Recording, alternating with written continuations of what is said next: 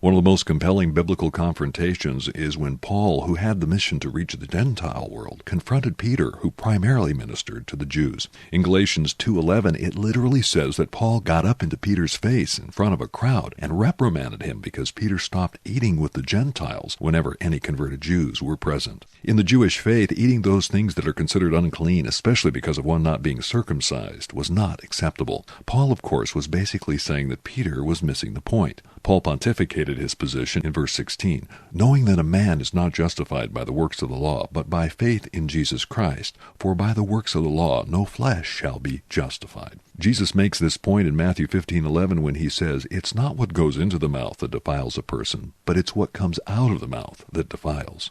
Jesus, of course, was speaking of the Levitical law that forbids certain foods that aren't considered clean or kosher from being eaten. In other words, it's what's in your heart and the words that come out of your mouth, your attitudes that are against God's will, that defile you.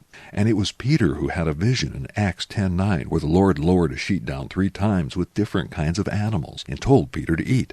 But he wouldn't, because they were considered unclean by Levitical law. But the Lord straightened Peter out by declaring, "Do not call anything impure that God has made clean." Now, when you and I judge someone else by their behavior, we're nullifying God's mercy that fulfills the law with His perfect forgiveness.